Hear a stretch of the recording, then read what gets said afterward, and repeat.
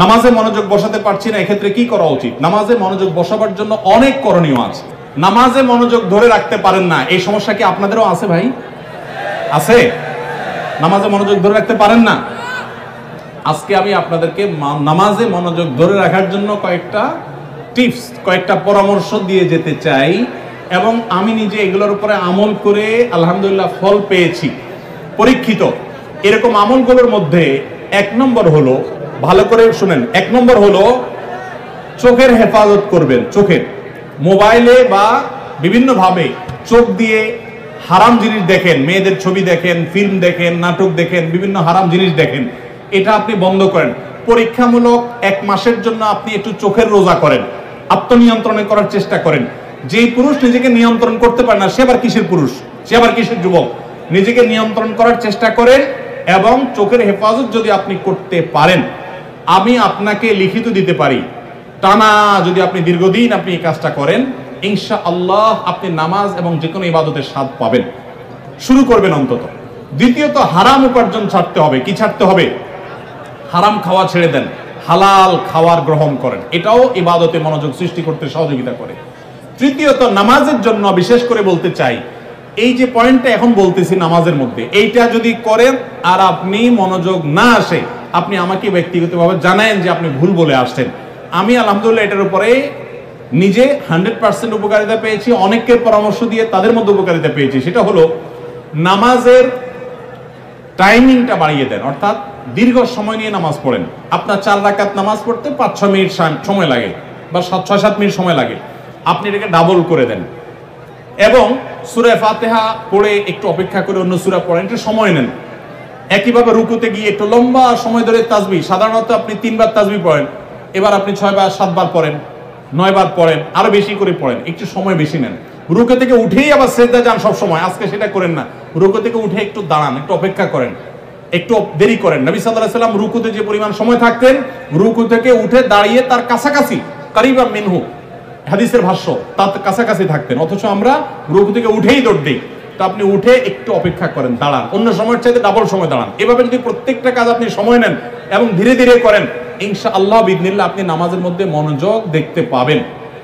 3টা গেল। 4 নম্বর হলো নামাজের মধ্যে যে সূরা কেরাতগুলো পড়েন, এটা আজকে আমরা 3 কুল সম্পর্কে আপনাদেরকে বললাম।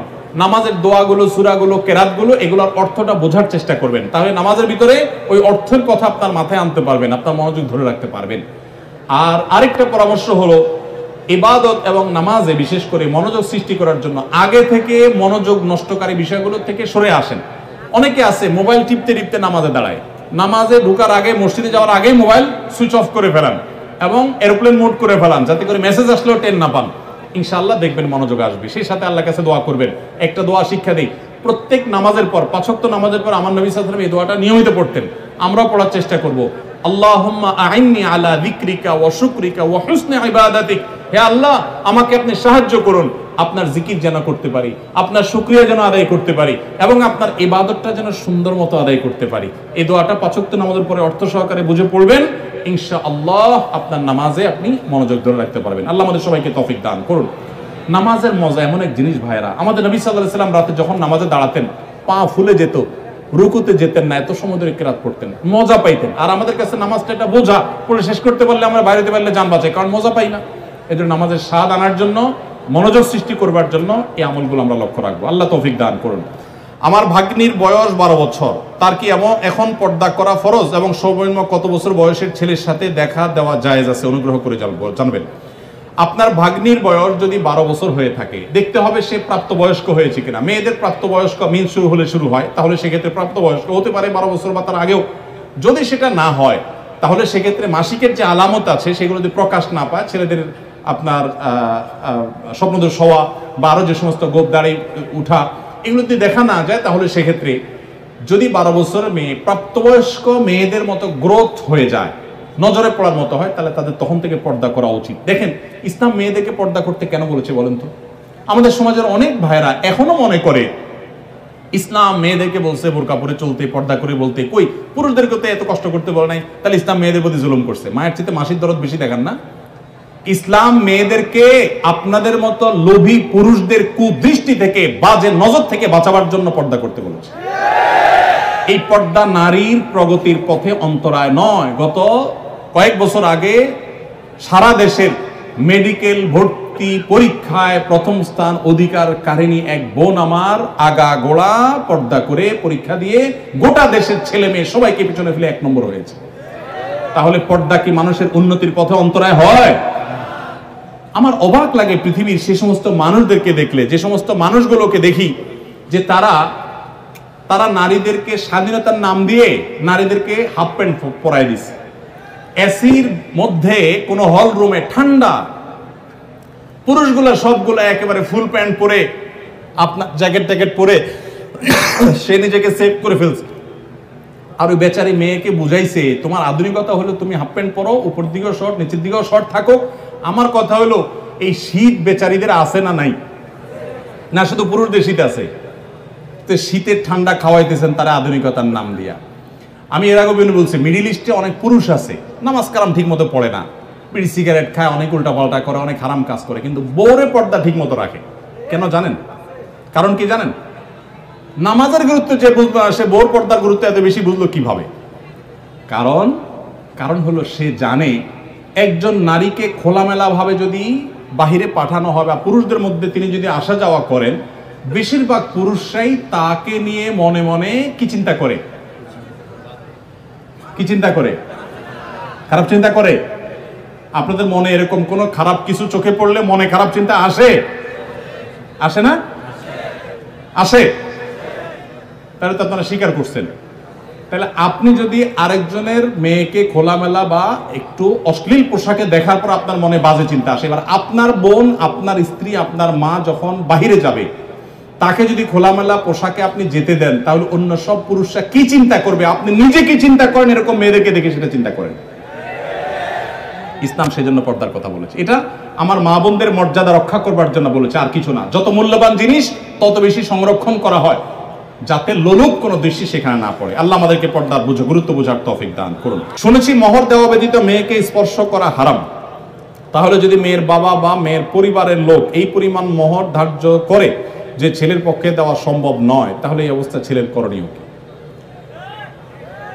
হ্যাঁ বুঝছি আমি, প্রশ্ন কমন পায়ে পড়ে গেছে, এই তো। আচ্ছা শুনেন, যারা ঠিক করছে সব হয় আবিয়াত্তা পুরুষ, আর না হলে বিয়ে করে বেচারা ফাঁসা গেছে। শুনেন, ভালো করে শুনেন। প্রথম কথা হলো যে মোহর দেওয়া ছাড়া স্ত্রীকে স্পর্শ করা হারাম, এই কথা ভুল। প্রশ্নে যিনি লিখেছেন এটা সঠিক কোনো কথা না। মোহর ধার্য করলে সেটা দিতে হবে বাধ্য। আল্লাহ বলেছেন ওয়াতুন নিসা সাদুকাতিহিন্না নিহলা, তোমরা তোমাদের স্ত্রীদের মোহর পরিশোধ করে দাও, এটা তাদের প্রাপ্য অধিকার, এটা দিয়ে দিতে হবে, এটা ক্লিয়ার। তবে সে দেওয়াটা আপনি নগদও দিতে পারেন, পরেও দিতে পারেন। তবে মেয়েরা একটা মাসালা জানে না। যদি মেয়েরা মাসালা জানতো বাসর ঘরে ঝুলে ফেলতো আপনাদেরকে। মাসালাটা হলো, যদি কোনো মেয়ে দাবি করে যে মোহর যা ধার্য হয়েছে, আপনি আমার স্বামী, সবই ঠিক আছে, আগে মোহর ফেলেন তারপরে সামনে আগান, এটা যদি কোনো মেয়ে বলতে চায়, ইসলাম তাকে সম্পূর্ণ সেই অধিকার দিয়েছে। কিন্তু আমাদের সমাজে মেয়েরা মাসআলা আমার কাছে শোনার পরও বলবে না। এটা কেন বলবে না? কারণ আমাদের সমাজে পুরুষগুলো এমন রাক্ষসের মতো এবং এমন জালিম, এমন অত্যাচারী, বেশিরভাগ, সবার কথা বলছি না, যে এই কথা যদি মেয়ে বলে বাসর রাতে, ঠিক আছে স্বামী সবই ঠিক আছে, আপনার সাথে আমার বিয়ে হয়েছে, সব ঠিক আছে, মোহর ধার্য হয়েছে, এটা আমার প্রাপ্য, আল্লাহ কোরআনে বলছেন, অতএব এটা দিয়ে দেন। ছেলে বাসর থেকে পালায় দৌড় দিবে, বলবে এই মেয়ে বাসর রাতে এখনই অবস্থা করতেছে, আল্লাহ জানে আমারে কোথায় ঝুলে। ঠিক না? ঠিক। অথচ এটা ঠিক না। সব কথাই তো ঠিক বলে না। এই ওয়াজ মাহফিলের একটা সমস্যা হলো, ঠিক হলেও ঠিক, ঠিক না? ঠিক, এটাও ঠিক। আচ্ছা যাক, শুনেন, নবী করিম সাল্লাল্লাহু আলাইহি সাল্লামের মেয়ে, ভালো করে শুনে রাখেন, নবী করিম সাল্লাল্লাহু আলাইহি সাল্লামের কন্যা ফাতেমা রাদিয়াল্লাহু তাআলা আনহা, তার বিয়ে হয়েছে কার সাথে? আল্লাহু আকবার। আলী রাদিয়াল্লাহু তাআলার মতো ইসলামের খলিফার সাথে তার বিয়ে। ফাতেমা রাদিয়াল্লাহু তাআলা আনহা তার বাবা নবী করিম সাল্লাল্লাহু আলাইহি সাল্লামকে বলেছেন, বিয়ে হয়েছে আব্বা ঠিকই আছে, বাট আমার দাবি হলো মোহর যেটা ধার্য হয়েছে সেটা যেন আমাকে আগে পরিশোধ করে দেওয়া হয়। আজ আমাদের সমাজে মেয়েদের সে অধিকার দেই আমরা? এই সমাজের সবচেয়ে বেশি অবিচার আমরা পুরুষরা মেয়েদের প্রতি করে থাকি। বিয়ে করেছেন আর মোহর পরিপূর্ণ পরিশোধ করছেন এরকম বাপের বেটা যারা, তারা হাত তোলেন। কয়টা বাপের বেটা দেখছেন এখানে? হাত গণেন তো কয়টা হাত। স্টেজেও হাত উঠে নাই, নামান, ইজ্জত বাঁচান। উঠছে মানে অল্প স্বল্প উঠছে, আমি সবার কথা বলছি। আমি দিয়ে দিয়েছি আলহামদুলিল্লাহ, আমি হাত উঠেছি। কিন্তু শোনেন, বাকিরা হাত উঠেছেন তার মানে কি সব অবিবাহিত? মোটেই না। কিন্তু মোহর দেন নাই। মোহর যদি ধার্য হয়ে থাকে তাহলে সেটা দিতে হবে, কথা ক্লিয়ার? মোহর না দিলে স্ত্রীকে সেটা হারাম হবে, হারাম। আপনি পাওনাদারের পাওনা না দিলে যেরকম হারাম হয়, স্ত্রীর মোহর না দিলে সেটা গুনাহ হয়। হ্যাঁ, পাওনাদারের পাওনা যেরকম আপনি সময় নিয়ে তার কাছ থেকে 1 বছর 2 বছর পরেও দিতে পারেন, স্ত্রীর মোহরটা এরকম পরে দিলেও আদায় হয়ে যাবে।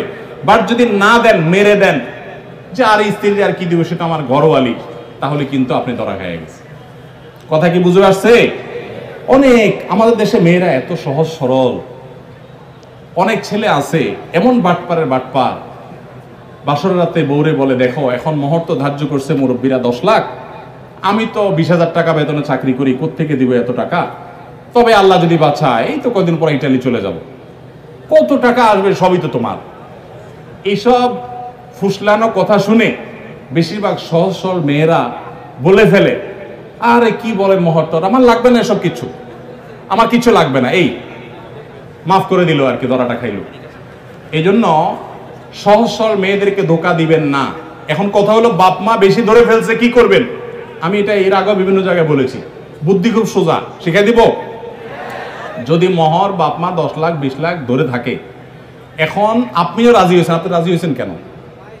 আমার বিয়েতে মোহর নিয়ে যখন আলাপ হয়, আলহামদুলিল্লাহ আমি নিজে কথা বলেছি, আমি বললাম দেখেন এর বেশি আমি পারবো না, আপনি অযৌক্তিক একটা ফিগার ধার্য করবেন, এটা আমি পারবো না, আমি যেটা পারবো সেটা দিব। এখন আমাদের সমাজে মোহরটা হয়ে গেছে ফ্যাশন। 10 লাখ 20 লাখ 50 লাখ, ওই ছেলের পেটের উপরে পাড়া দিলে 500 টাকার নোট 2-4টা বাইর হবে না, কিন্তু মোহর হলো 50 লাখ। আর মেয়ের বাপরা, অনেক মেয়ের বাপরা বিয়ের মহরানা বিশাল বড় একটা ধরার ভিতরে বিরাট বড় বাকাওয়াতি মনে করে। অনেক মেয়ের বাপরা এরকম করে। হাদিস শুনেন মেয়ের বাবারা, নবী সাল্লাল্লাহু আলাইহি ওয়াসাল্লাম বলেছেন, ইন্না আযমান নিকাহি বারাকাতান আইসারুহা মাউনা, সবচেয়ে সেই বিয়েটা বরকতময় হয় যে বিয়েতে মোহর সবচেয়ে কম হয়। ভালো করে শুনেন মেয়ের বাবারা, যেই বিয়েতে মোহরের পরিমাণ কম ধরা হয় সেই বিয়ে বেশি বরকতময় হয়। আমি এর আগেও বিভিন্ন মাহফিলে চাক্ষুষ হাজির করেছি, যারা মুরব্বী আছেন এখানে খবর নিয়ে দেখেন 10 টাকা 15 টাকা 20 টাকা মোহর ধার্য করা হয়েছে। আপনি বলবেন সে আমলের 15 টাকা, বুঝলাম সে আমলের 15 টাকা, এখনকার 15,000 টাকা বা 1.5 লাখ টাকা, এর বেশি তো না। তখনকার 15,000 তেমন 15 কোটি সমান তো আর না, কিন্তু তখনকার ওই 15 টাকার বিয়ে যতটুকু টিকছে, এখন 50 লাখ টাকার বিয়ে অতটুকু টিকে না। অনেক বাপমা মনে করে এটা বোধহয় বিয়ে টিকানোর একটা উসিলা, এই জন্য যত বেশি ধরবো বিয়ে তত টাইট হবে। না, এগুলো সঠিক কথা না। এটা প্রথম কথা। দ্বিতীয় কথা হলো, 15 লাখ 20 লাখ 10 লাখ 50 লাখ বাকাওয়াতি করে জাহির করলেন, আপনার মেয়ে 1 টাকাও পাইল না। মানে কি? যতটুকু ধার্য করা হবে ততটুকু দিতে হবে। এই জন্য ছেলেরা যদি কোনো কারণে মুরব্বীদের কথা ফুসলানিতে পড়ে আপনি রাজি হয়ে থাকেন, রাজি হয়ে গেছেন 20 লাখে সই করে দিয়েছেন, রাজি হয়ে গেছেন, এখন আপনার বাঁচার উপায় আছে একটা, হয় পুরা টাকা আদায় করে দিবেন, আর না হয় বইয়ের কাছে একটা দরখাস্ত লিখবেন। কি লিখবেন? দরখাস্তে লিখবেন, বরাবর প্রিয়তমা স্ত্রী, বিষয় মোহর মওকুফের আবেদন, যথাবিহিত সম্মান প্রদর্শন পূর্বক নিবেদন এই যে আমি অমুক অমুক আপনার নাখান্দা স্বামী, বিবাহের সময় মুরব্বীদের পীড়াপিড়িতে রাজি হয়ে এত টাকা ধার্য হয়েছে, আমি রাজি হয়ে গিয়েছিলাম, তখন বুঝি নাই যে এটা দিতে হবে, এখন যেহেতু জানলাম এটা দিতে হবে, আর এত টাকা দেওয়ার ক্ষমতা আমার নাই, আমি গরিব মানুষ, অতএব অনুগ্রহ করে আপনি সেখান থেকে কিছু কমাইয়া দিয়া বাধিত করিবেন। স্ত্রী যদি সেই অ্যাপ্লিকেশন গ্রহণ করে বলে ঠিক আছে তুমি গরিব মানুষ, যাও 50% মাফ করে দিছি, বা 40% বা 90% মাফ করে দিছি, ঠিক আছে এত দাও বাকিটা মাফ, তাইলে আপনি মাফ পাবেন। আর যদি স্ত্রী মাফ না করে, তাহলে বলবেন ঠিক আছে আমি আপনার থালা বাসন কুসন ইত্যাদি ধুয়ে দিব, এটার বাবদ আপনি কিছু মাফ করে দেন। মানে খোলাসা কথা হলো, যেভাবেই হোক স্ত্রীর কাছ থেকে আপনাকে মাফ আদায় করতে হবে। চেষ্টা করবো তো আমরা সবাই। মোহর আদায় করা ছাড়া কোনো মানুষ যেন মারা না যায়। সবাই দিবেন তো ইনশাল্লাহ মোহর? মোহর আদায় করে দিবেন। বেশি হয়ে থাকলে স্ত্রীকে বুঝান। আমি যদি একটু রসিকতা করে বলেছি, আপনি বুঝান স্ত্রীকে, দেখো বেশি হয়ে গেছে, তুমি তো দেখতেছো আমার অবস্থা, এখন তুমি একটু স্যাক্রিফাইস করো, আন্ডারস্ট্যান্ডিং করেন। সে যদি কমায় দেয় তাহলে সেটা জায়েজ আছে, কোনো অসুবিধা নেই। এই জন্য কাঠি কিন্তু বইয়ের হাতে। যাদের মোহর বেশি ধরা হয়ে গেছে, বইয়ের সাথে বেশি তাফালিং করবেন না, নরম নরম সুরে মাফ করায় নেবেন অন্তত।